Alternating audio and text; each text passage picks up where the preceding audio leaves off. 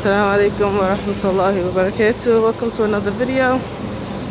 I wanted to tell you guys something funny that came to mind when there was a sister.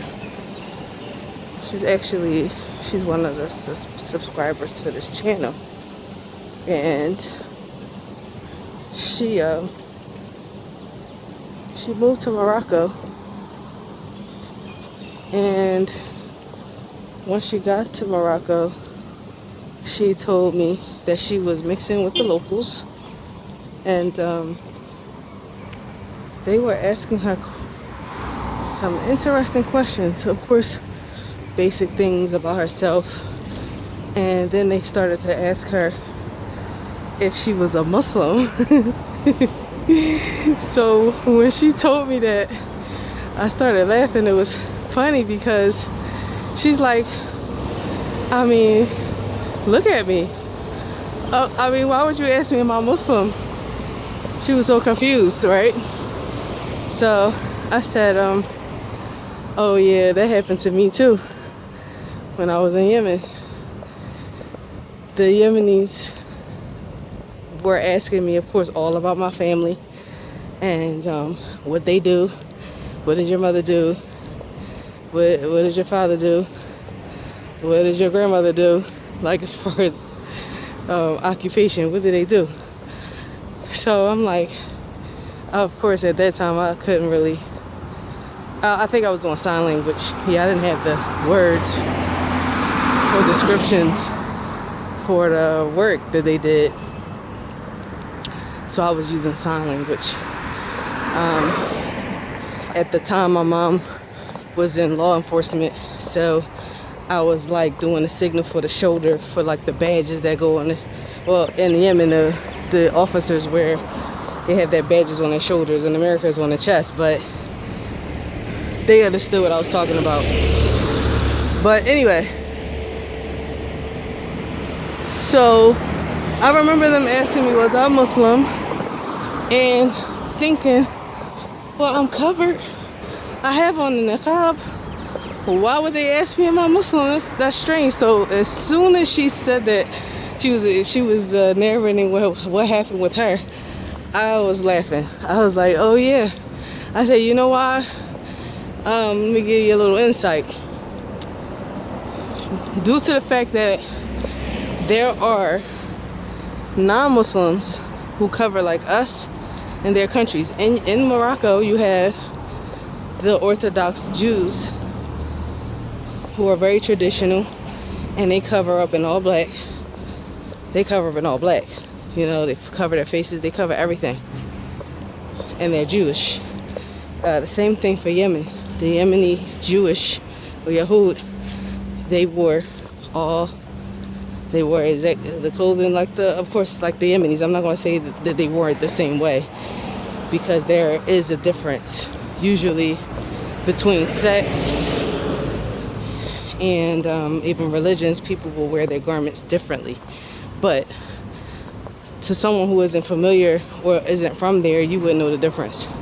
But anyway, so you have the Jews, and then I don't know about any Nasara or any Christians being left in Yemen, or I don't think the Christians in Morocco cover. Not like that. So anyway, the Muslim world, the Arab Muslim world anyway, has a history of living alongside Christians and Jews. And the women covered themselves, all of them. And that goes to show that us coming from Western secular countries where the women have all taken off their clothes, that is a thing of the past to be covered, that we associate and restrict, being a Muslim to clothing, whereas though the Muslims in the Muslim world restrict being a Muslim to your belief. What are you? I need to know. I need you to affirm and confirm if you are a Muslim or a non-Muslim. We don't care nothing about how you dressed. that doesn't equal Islam to us. Of course, the hijab is a part of Islam, but likewise, those other adyan, other religions, they also, you know, make it. I mean, it's from their religions for the women to cover as well. So I just thought that was funny, and I wanted to share that with you. And if you are questioned overseas, because I still get that now. SubhanAllah, I get that now. Even I was an Emirati sister. She asked me, was I Muslim? And I'm like, no, not just her. It was others too. Oh, when I went to a border run, the officers at the border run, you Muslim? I was carrying a book on what's it, Asma wa Sifat, Allah's names and attributes. I think it was Kawad Mukla. Yeah. And I was like, look at the book. Look. Asma wa Sifat, you know, the Sharh. And they were like, mashallah, mashallah. So they looking through the book. I'm like, yeah, I'm Muslim. Shadu an la ilaha illallah, shadu anna Muhammadan Rasulullah. I'm like, I'm gonna walk around. A Muslim gonna walk around with niqab, with hijab, like this. But I forgot that happens. They're like, well, we want to know, are you? I mean, I can't tell by your clothing, subhanAllah. So that's just something that you all should keep in mind. Oh, and another story I have. I remember when I was back in Philadelphia, and I was walking past a car lot, you know, like a car sales lot, and I saw a man in a thobe. He had a big beard. I could see it from behind that he had a beard. So I'm like, oh, okay, you know, there's plenty of Muslims in America. I mean, in Philly, sorry. So I didn't think anything of it. Actually, I did think something of it, because I was like, I can tell that he was, excuse me, he was foreign. So I was like, it's usually in the area I was at, it's not, you only see Americans, you don't really see any foreigners at all. So I'm like, interesting. What's he doing around here? So then he turned around and had a huge cross on his neck. So immediately I became a little confused, and then I remembered Egypt and the Coptic Egyptians, Coptic Christians, and I was like, oh, he Egyptian. Wow, that's crazy. That's it. I went from confusion to remembering. Oh, okay. Yeah, you have to turn on you have to put on your memory glands for a minute.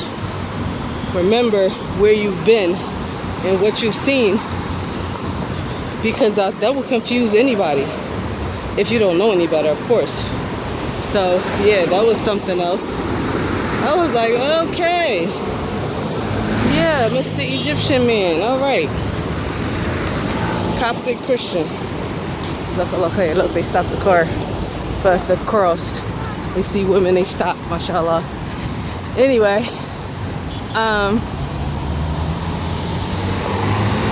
yeah, so just be prepared.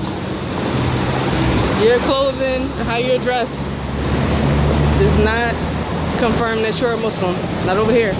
Not in the Muslim world. Nope. Not at all. Alhamdulillah. So that's what I wanted to share. And I will see you all in the next video, inshallah. Please don't forget to like, share, and subscribe. And remember, Hijrah mandates sacrifice. Ma salama.